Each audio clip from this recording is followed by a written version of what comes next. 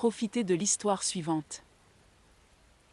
Pendant 14 années, je n'ai occupé que la place d'une simple épouse, tandis que son ancienne compagne jouait un rôle clé à ses côtés, jusqu'au jour où j'ai compris qu'il la voyait comme sa véritable moitié, une connexion profonde et indéfectible. Sœur, quand je suis tombée enceinte. Bonjour à tous. Mon mari, 36 ans, et moi, 34 ans, étions mariés depuis 8 ans, ensemble depuis 14 ans, et nous avons une fille de 4 ans qui est notre raison de vivre. Il avait été marié auparavant avec Elisa, sa meilleure amie. Ils se sont mariés à 18 ans et ont duré 2 ans avant de divorcer. Ils sont restés meilleurs amis et lorsque nous avons commencé à sortir ensemble, Elisa, l'autre meilleure amie de mon mari, Jacques et mon mari étaient très proches. Elisa faisait partie de la famille et j'ai toujours été la petite amie, puis la femme, toujours à l'écart. Ces 2 amis sont célibataires, donc notre maison était toujours un endroit où se retrouver. Même après avoir emménagé ensemble, ils venaient à l'improviste et faisaient leur petite vie pendant que je préparais des collations et des repas complets. Pendant la première année, j'ai fait de mon mieux pour m'intégrer à leur cercle, mais ça n'a jamais fonctionné. C'était toujours gênant et j'avais l'impression de m'insérer là où je n'avais pas ma place, alors j'ai arrêté d'essayer et je me suis contentée d'être une très bonne hôtesse et je les laissais faire.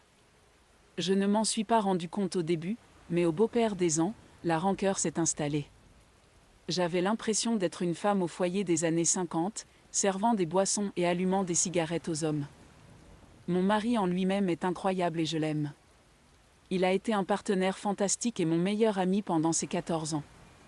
Le problème, c'est que je ne suis pas son meilleur ami, c'est Elisa. Chaque chose qui se passe dans notre vie doit être discutée et analysée avec Elisa. Au début de notre relation, je suis tombée enceinte. J'ai fait le test tôt dans la nuit et nous étions vraiment inquiets. Malgré cela, il était tellement rassurant avec moi, me tenant toute la nuit et me disant qu'il était prêt à faire ce que je voulais. J'ai dit que j'avais besoin de réfléchir sérieusement. Le lendemain, nous sommes allés en cours et avons convenu de déjeuner ensemble. Lorsque nous nous sommes retrouvés, il m'a demandé comment j'allais et tout, puis il m'a dit qu'il avait le contact d'un médecin qui pratiquait des avortements, c'était illégal à l'époque. J'ai demandé comment il l'avait trouvé si rapidement avec crainte mais il m'a dit que c'était pour moi. On n'était pas sûr de ce qu'il devait faire. Il a appelé Elisa tôt le matin et elle était avec un ami. Je me sentais tellement trahie parce que c'était quelque chose qui m'appartenait et il est allé le partager avec quelqu'un d'autre, pas juste quelqu'un d'autre mais Elisa, allez, il a dit. Les jours suivants, à chaque fois que je le voyais, il avait de nouvelles informations d'Elisa et de l'ami d'Elisa. J'étais tellement confuse et effrayée, et Elisa a convaincu mon petit ami que nous devions le faire vite car cela serait plus facile. C'était tellement de pression que j'ai accepté en bref, c'était un trou de rat, un cabinet médical, et j'ai failli y mourir. À ce jour, je ne sais pas si j'aurais dû garder le bébé ou non. Mais il vaut mieux ne pas y penser. Lorsque mon petit ami a demandé, Elisa était faussement en colère qu'il ne lui ait pas dit en premier qu'il allait me demander en mariage. Le seul moyen de la calmer a été de la mettre en tant que témoin, malgré le fait que mon mari avait un meilleur ami masculin. Chaque petit ou grand événement de notre vie se transforme en « ouais, je vais maintenant dire à Elisa, tu sais comment elle réagit. J'ai été agressée sexuellement étant enfant et je l'ai dit à mon mari. C'était la première personne à qui j'en parlais. Quelques mois plus tard, Elisa et moi étions seuls dans notre cuisine et elle a commencé à parler d'une nouvelle qu'elle avait entendue à la télévision concernant une fille violée par un membre de sa famille, puis elle m'a prise dans ses bras. Lorsque j'ai commencé à essayer d'avoir un enfant et que je suis tombée enceinte, j'ai demandé à mon mari de garder cela pour nous pendant un petit moment. Le mercredi, le dimanche, lorsque j'ai vu Elisa, elle m'a félicité. J'ai fini par faire une fausse couche. J'ai commencé à chercher un médecin pour m'aider à faire face à ma dépression, encore une fois, quelque chose que je voulais garder pour moi. Elisa était tellement compréhensive. Lorsque j'étais enceinte de ma fille, Elisa est arrivée pleine de conseils sur ce que je devais faire. Je lui ai dit de se mêler de ses affaires, ce qui lui a vraiment fait mal. J'ai tenu bon et j'ai dit à mon mari que je n'allais pas élever mon enfant avec Elisa et que je ne voulais pas entendre ses conseils. Cela a été une grosse dispute avec mon mari car j'ai été impolie et Elisa était de la famille et se considérait déjà comme une tante. Chaque fois que j'avais donné un ultimatum à mon mari, Elisa ferait mieux de rester loin de ma maternité ou partirait maintenant, le ressentiment a atteint un point où je ne veux pas qu'elle soit près de moi, de ma maison ou de mon mari. J'ai l'impression qu'elle est plus mariée à mon mari qu'à moi. Toute ma vie semble être une histoire d'amour ou de drame avec mes meilleurs amis. Je ne suis pas sûre pourquoi j'écris cela. Probablement parce que je suis seule dans un café et que je pense que je veux que mon mari soit mon mari et ne pas me sentir comme un intérêt amoureux pathétique dans l'épique histoire d'amour de quelqu'un d'autre. Dans le passé, mon mari pensait que j'agissais comme une enfant. Malgré mon amour pour lui, je ne peux pas continuer à être mariée de cette façon. Je ne me sens pas capable de lui parler à nouveau sans impliquer Elisa, je ne veux pas poser d'ultimatum. Mise à jour 1, le 22 novembre 2024. Je vais commencer à dire à quel point je suis reconnaissante envers tous ceux qui ont montré de la grâce sur ma dernière publication. Ce n'est pas une mise à jour joyeuse, bien au contraire, bienvenue dans le train de la pitié et de l'angoisse. Après avoir écrit ma publication et lu ce que la plupart des gens en pensaient, ma tête était pleine de tristesse et de douleur. Votre opinion n'est pas une surprise, puisque la plupart de mes amis et de ma famille ont exprimé la même chose à un moment donné.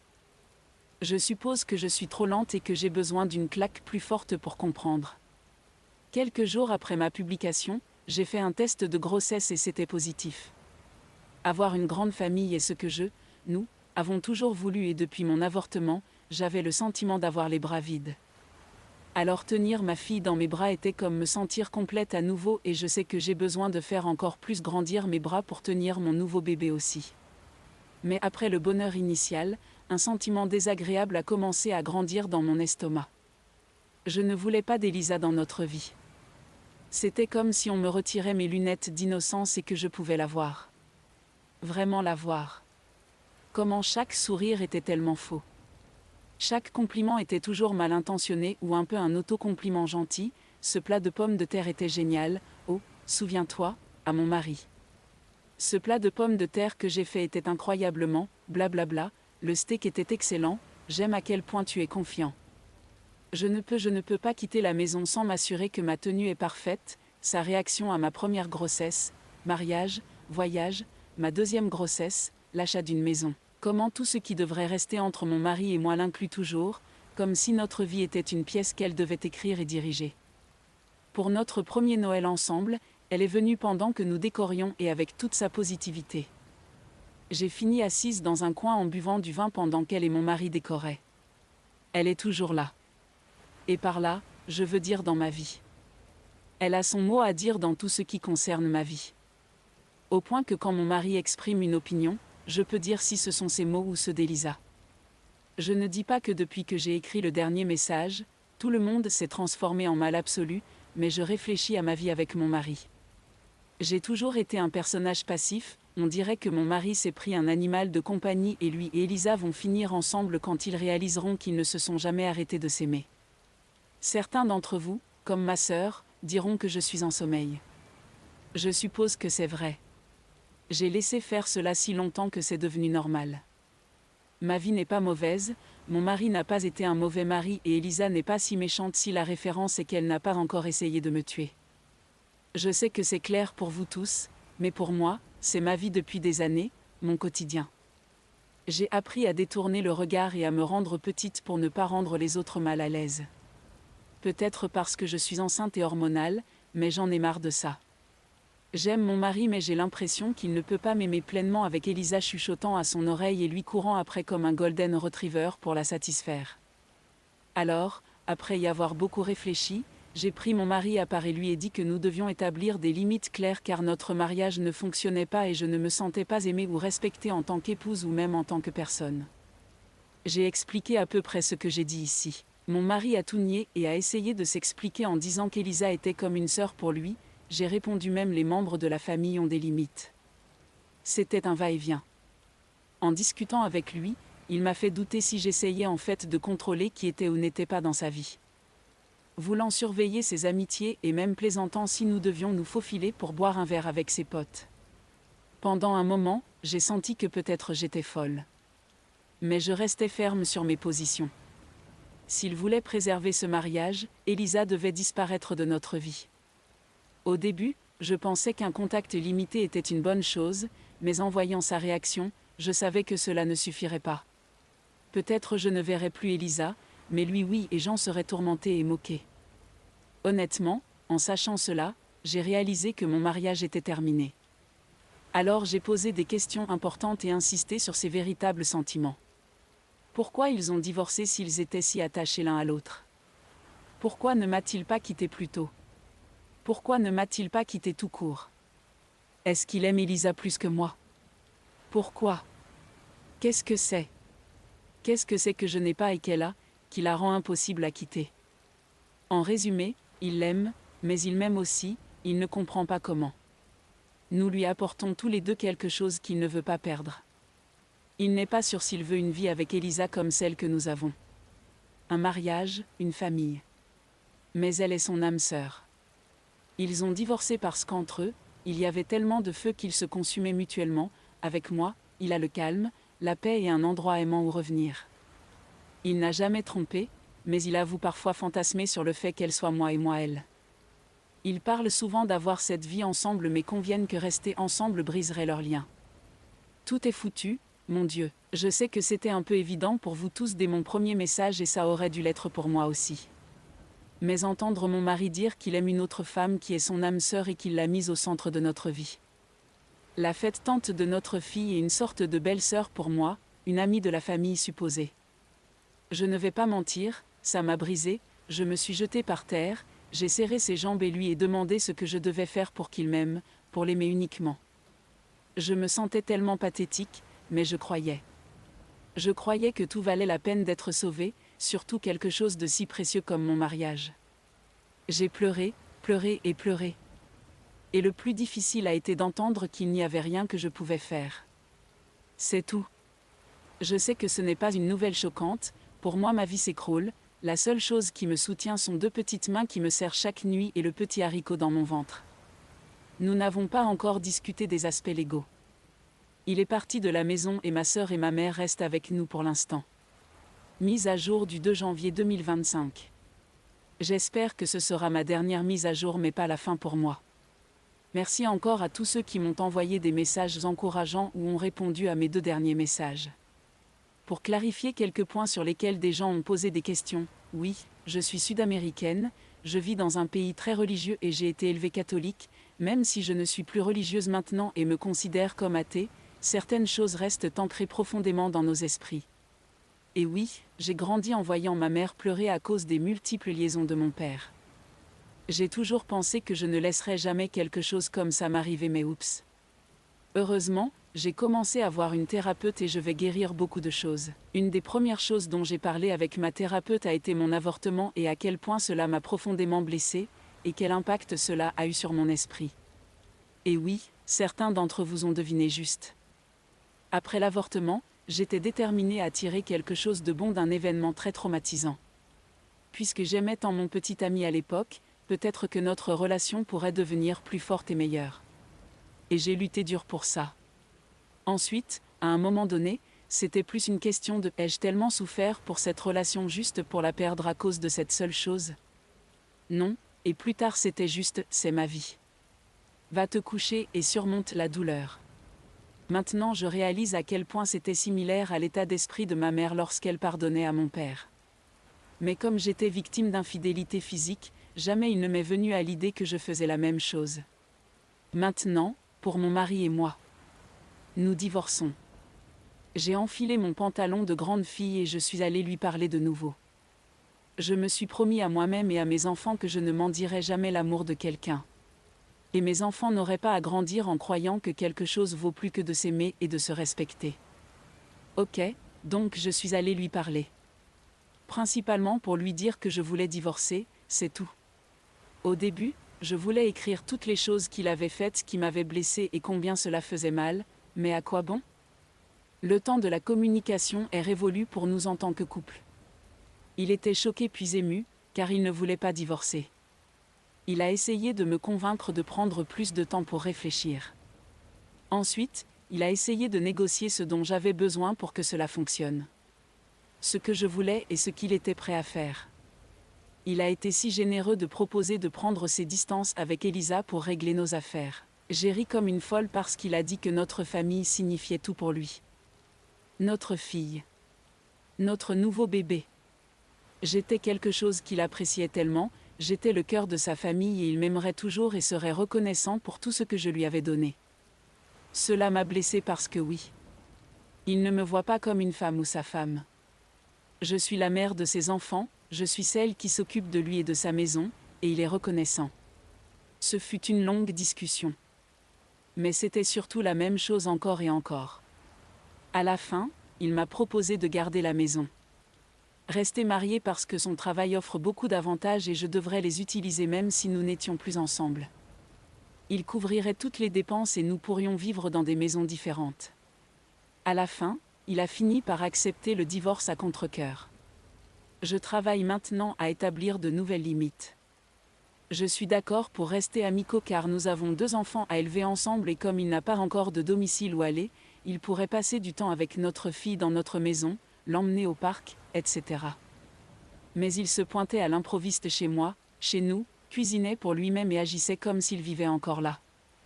Je devenais vraiment mal à l'aise, je lui avais demandé de me rendre ses clés auparavant mais il avait dit qu'il voulait les garder uniquement pour les urgences.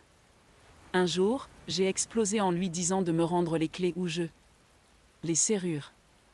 Encore une fois, il était très émotif parce que c'était toujours sa maison. Je lui ai dit que ce n'était plus le cas, donc plus de traîner ici. Maintenant, je pense qu'il est préférable de vendre cette maison et de trouver quelque chose de nouveau qui puisse être à moi et aux enfants. En ce qui concerne Elisa, certains d'entre vous seront heureux de savoir qu'ils ne sont plus ensemble, il ne reste pas avec elle, et pour tout ce que je sais, elle s'est distanciée de lui. Peut-être qu'elle l'aimait seulement lorsqu'il était en couple?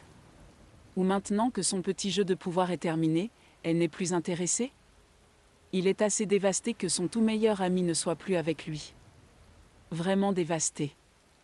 Je le sais parce qu'un ami commun me l'a dit et quand il vient chercher notre fille, il semble en mauvaise forme. Il est négligé, a perdu du poids et a toujours l'air si fatigué. Ma grossesse se déroule bien, comme vous l'avez peut-être deviné, je ne l'interromps pas. Donc entre un divorce et l'arrivée d'un bébé cette année, je suppose que j'aurai une année très mouvementée. C'est tout, je pense. Prochaine histoire, le beau-père riche nous a tout donné après des années de pauvreté et nous a traités comme ses propres enfants. Mais maman l'a trompé avec son meilleur ami et nous avons tout perdu. Je l'ai trouvé au lit avec Dé il y a 2 semaines. J'ai 16 ans, je suis un garçon. J'ai 2 sœurs, 10 ans et 8 ans. Notre père biologique n'a jamais été dans nos vies. Il a quitté ma mère quand elle était enceinte de moi, est revenu 6 ans plus tard en disant qu'il voulait réparer les choses et que nous pourrions être une famille heureuse. En quelque sorte, ma mère a immédiatement commencé à dire qu'elle l'aimait, mais il est parti après que ma mère soit tombée enceinte à nouveau. Puis 2 ans plus tard, il est revenu. J'ai pleuré et supplié ma mère de ne pas le laisser revenir dans nos vies parce que je le détestais. Eh bien, il a dit la même chose, ma mère a aussi dit qu'elle l'aimait et puis il est parti après qu'elle soit tombée enceinte à nouveau. Ma mère était serveuse, donc nous 4 vivions dans un petit appartement d'une chambre. J'étais essentiellement un autre parent pour mes sœurs parce que maman travaillait toujours. Parfois, nous ne prenions pas le petit déjeuner ou le dîner parce que nous ne pouvions pas nous le permettre. D'autres fois, je ne mangeais rien pour que mes sœurs puissent manger. Mes parents se sont séparés quand j'avais 6 ans et j'avais 2 sœurs plus jeunes qui mangeaient encore des aliments pour bébé. Ma mère a rencontré un autre homme, 45 ans, 1 an après la naissance de ma plus jeune sœur. C'est un homme vraiment bien. Sa femme et sa fille sont décédées dans un accident il y a longtemps quand il était dans la vingtaine. Il a rencontré ma mère quand il était prêt à rencontrer quelqu'un. C'est un homme vraiment bien et il nous traitait comme ses propres enfants, je le considère comme mon père. Il était très riche et possédait plusieurs entreprises. Nous avons fini par emménager dans sa immense maison semblable à un manoir. J'ai également eu une meilleure école là-bas. Nous, les 3 frères et sœurs, avons eu nos propres chambres et j'ai eu de meilleurs vêtements, j'ai joué à des jeux vidéo pour la première fois de ma vie et plein d'autres choses. Il m'a appris des choses, m'a aidé à rattraper mon retard à l'école car je n'avais pas bien réussi dans la précédente. Il passait beaucoup de temps avec nous 3. Mes sœurs ont fini par l'appeler papa. J'ai suivi peu de temps après. Je me souviens de lui pleurant, nous serrant dans ses bras et nous disant qu'il nous aimait quand nous l'avons appelé papa pour la première fois. Ils se sont finalement mariés et mon père m'a demandé d'être l'un de ses témoins de mariage et bien sûr, j'ai dit oui tandis que mes sœurs étaient demoiselles d'honneur de ma mère. ma mère est restée à la maison pour s'occuper de nous. Autant que je sache, ils étaient très heureux ensemble. Ils sortaient ensemble au moins une fois toutes les 2 semaines, s'embrassaient fréquemment et se disaient toujours qu'ils s'aimaient. Il connaissait également le passé de ma mère et a réalisé qu'elle avait des problèmes et l'a fait entrer en thérapie. J'étais vraiment heureux que ma mère ait enfin trouvé quelqu'un qui la traitait bien. J'étais aussi très heureux pour moi et mes frères et sœurs et je l'aimais vraiment beaucoup. Il a également dit qu'il paierait les études universitaires pour nous 3. Mon rêve est de devenir médecin et je n'ai jamais pensé que cela serait possible car c'était si coûteux et j'étais vraiment très heureux. Ma mère m'a aussi dit qu'elle se sentait très chanceuse de l'avoir trouvé et qu'elle l'aime et est très reconnaissante de la façon dont il a amélioré sa vie et la nôtre.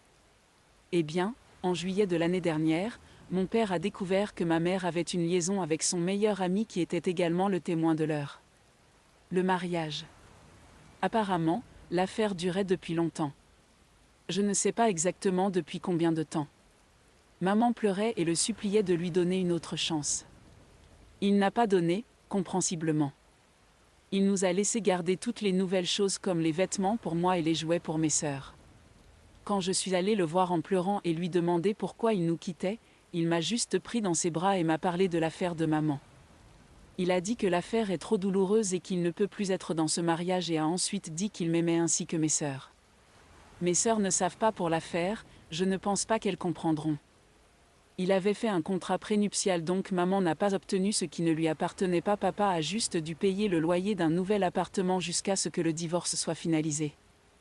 Nous sommes restés dans un appartement correct mais après le divorce, nous avons déménagé dans un appartement beaucoup plus petit. J'ai essayé de rester en contact avec lui mais il ne semble pas vouloir de relation avec moi. Il n'a jamais répondu à mes messages.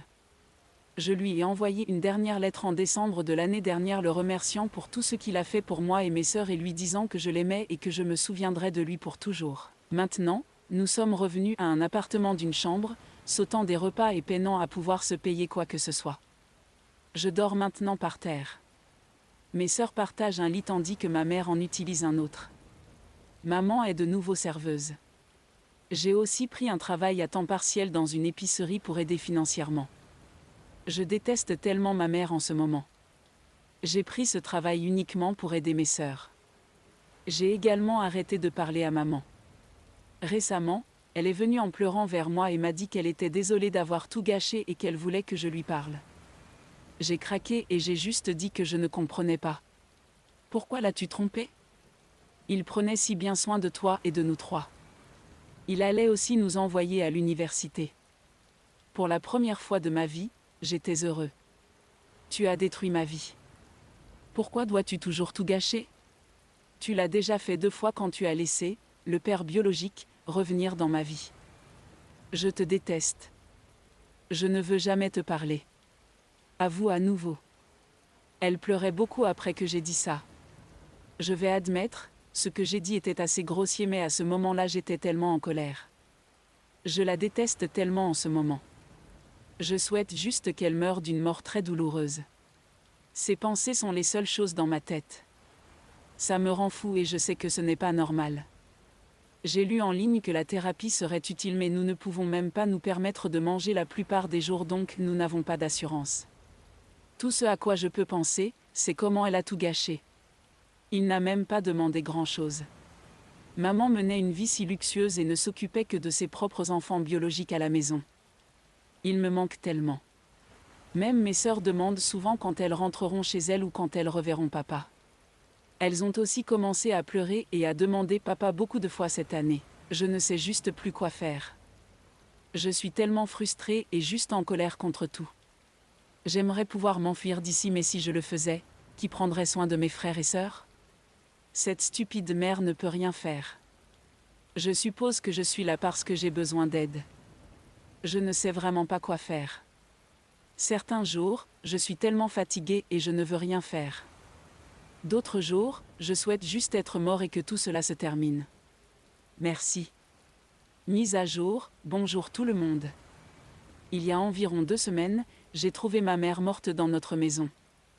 Elle avait envoyé mes sœurs, 10 ans, 9 ans, chez des amis, puis s'est pendue.